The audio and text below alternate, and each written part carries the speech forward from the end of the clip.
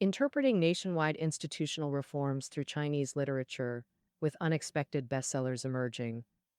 And to analyze this novel, A Pale View of Hills, I wanted to find a specific male character named Haimeng. The program explores stories of immigrants maintaining business interests while battling psychological trauma from power struggles. The protagonist recalls witnessing infanticide by Riverside during wartime, haunting his psyche.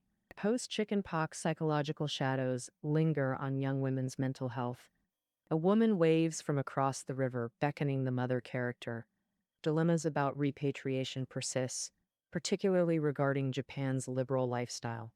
Planning to return to America while confronting maternal deception, seeking financial help from American boyfriend through increased affection. Life's complexities reduced to caring for Zhao's remaining cat, adopting night owls while maintaining cheerful companionship, ultimately escaping Japan after maternal fraud, facing new struggles in America, lonely riverside encounters, and ambiguous dialogues about departure, metaphysical explorations through Taoist concepts and childhood trauma narratives. These stories constantly surprise me with their unpredictability. Actually, A Pale View of Hills contains separate narratives about Dr. Mori and Inko. The core narrative explores Keiko's suicide and maternal guilt through layered memories. The protagonist struggles with processing traumatic experiences during recovery. Master Lu employs embedded narratives to reveal psychological truths.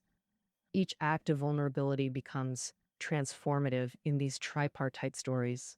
Pouring various traumas into a water bottle becomes a self-consuming process, using language that ultimately fails to convey the inexpressible pain.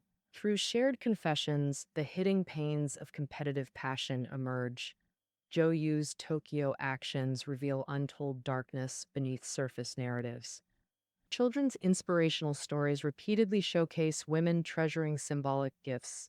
Foresight allows us to decode criticism, revealing generations' most celebrated achievements. Family reputation evaluation finds literary parallel in A Pale View of Hills. The novel contains dual narrative threads with distinct thematic origins.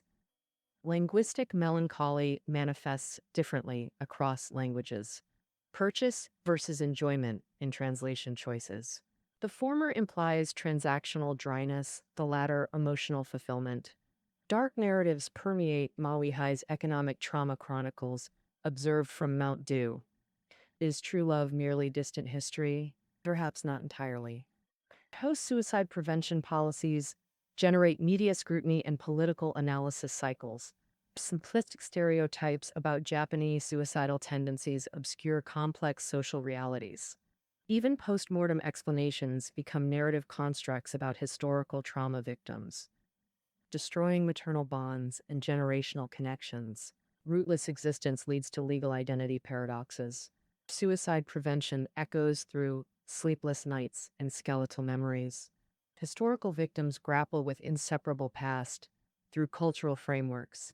Some authors insist on global literary engagement through personal narratives, exploring the complex relationship between contemporary world and historical legacy. Our era sings optimistic anthems, yet every age needs moments to pause and reflect. A courier's existence elevates my abyss, making my brother acutely aware of his own existential coordinates. A Pale View of Hills functions as literary permafrost thaw,